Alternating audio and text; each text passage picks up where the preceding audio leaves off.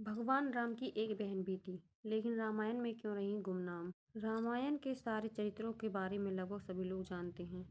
सबको पता है कि भगवान राम के 3 भाई थे, लक्ष्मण, भरत और शत्रुघ्न। लेकिन बहुत कम लोग जानते होंगे कि भगवान राम की एक बहन भी थी, जिसका नाम शांता था। रामायण में भी शांता का बहुत कम जिक्र है। शांता इन चारों भाइयों की बड़ी बहन थी। कौन थी शांता? शांता का जिक्र रामायण में भी है। वह राजा दशरथ और कौशल्या की बेटी थी, जिन्हें वर्षिणी और उनके पति रोमपद ने गोद लिया।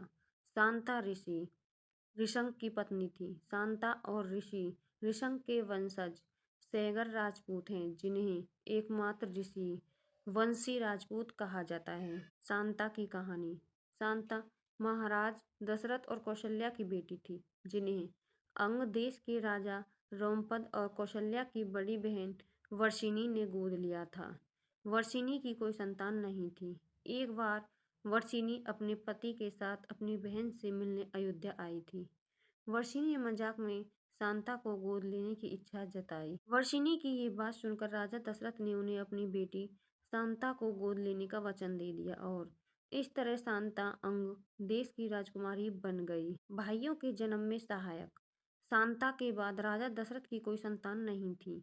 वो एक पुत्र चाहते थे जो उनके राजवंश को आगे बढ़ाए। उन्होंने ऋषि ऋषंग को पुत्र कामेष्टि यज्ञ करने के लिए बुलाया, जिसके परिणाम फलस्वरूप राम, भरत और जुड़वा लक्ष्मण और शत्रुघ्न का जन्म हुआ। शांता के विवाह का कारण। शांता को वेद, कला और शिल्प का अनूठा ज्ञान था। वह बहुत सुंदर थी। एक दिन राजा रोमपद शांता के साथ बातचीत में व्यस्त थे। तभी एक ब्राह्मण मानसून के दिनों में राजा से खेती में मदद मांगने आया। रोमपद ने ब्राह्मण की याचना पर ध्यान नहीं दिया। अपनी अपेक्षा से नाराज ब्राह्मण वहां से चले गए। वर्षा के देव इंद्रदेव भी अपने भक्त के इस अपमान से नाराज हो गए। इसलिए मानसून के मौसम में वहां बहुत कम वर्षा होती थी। सूखा पड़ने से वहां हाहाकार मच जाता था। इस समस्या से मुक्ति पाने के लिए रोमपद ऋषि ऋषंग के पास गए। रोमपद ऋषि ऋषंग से यज्ञ करने की विनती करते हैं।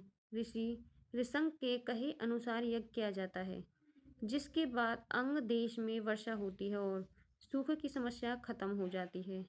इससे प्रसन्न होकर रोमपद ने अपनी पुत्री शांता का विवाह ऋषि ऋषंग से कर दिया। शांता के बारे में विभिन्न मत। रामायण के कई पात्रों की कहानियों की तरह शांता के बारे में विभिन्न मत हैं। सत्य साईं बाबा ने 19 मई 2002 को दिए अपने एक प्रवचन में भगवान राम की बहन का जिक्र किया था।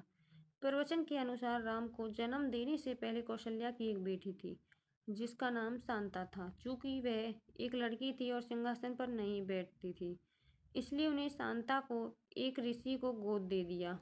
ऋषि ने उन्हें पाल पोसकर बड़ा किया और ऋषि ऋषंग के साथ उनका विवाह किया। राजा दशरथ का यज्ञ। दशरथ ने अपने मंत्री सुमंत की सलाह पर कुलीन ऋषियों को पुत्र कामेष्टि यज्ञ में शामिल होने के लिए आमंत्रित किया। दशरथ ने ऋषि ऋषंग को खास तौर पर आमंत्रित किया और समारोह में आने के लिए कहा। ऋषि ऋषंग एक महान ऋषि थे। वे जहाँ पर भी पैर रखते थे, वहाँ समय पर बारिश, शांति और समृद्धि रहती थी। वहाँ लोग आनंद से रहते थे। सुमंत ने ऋषि ऋषंग के पास जाकर उन्हें यह यज्ञ कराने को कहा। ऋषि ऋषंग की शर्त। यज्ञ में आने का निमंत्रण मिलने पर ऋषि ऋषंग ने कहा, मैं अकेला नहीं आ सकता। मैं यज्ञ करने के लिए सहमत हूँ, लेकिन मेरी पत्नी शांता भी मेरे साथ आएगी। वह भी ऋतिक के रूप में कार्य करेगी। सुमंत इस शर्त को मानने के लिए सहमत हो गई। राजा दशरथ को शांता के बारे में पता चला। शांता और ऋषि ऋषंग अयोध्या पहुंचे। शांता ने दशरथ और कौशल्या के चरण स्पर्श किए। शांता को देखकर राजा दशरथ हैरान थे, क्योंकि वह किसी ऋषि की तरह दिखती थी। शांता ने जहाँ पर भी पैर रखा, वहाँ पर खूब गायब हो गया। सूखा पड़ गई। दशरथ और कौशल्या सोच में पड़ गई कि आखिर यह कौन है।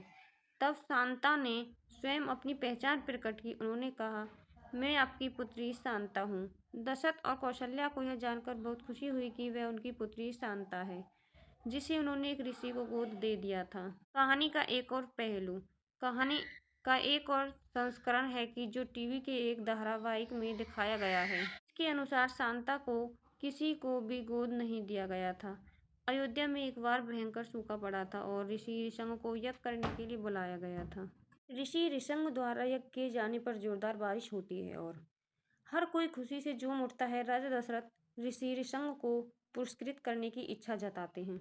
ऋषि ऋषंग की मांग।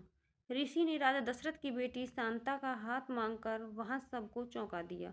हालांकि राजा दशरथ अपनी राजकुमारी बेटी का हाथ एक ऋषि को देने के इच्छुक नहीं थे, लेकिन फिर भी वे इस बात के लिए मान गए। पुत्र कामेठी यज्ञ। सालों बाद भी राजा दशरथ की कोई संतान नहीं होती है। वह पुत्र कामेठी यज्ञ करने के लिए फिर से ऋषि ऋषंग को आमंत्रित करते हैं। यज्ञ कराने के बाद ऋषि ऋषंग रानियों को प्रसाद खाने को देते हैं। इस तरह अयोध्या के राजकुमारों का जन्म होता है।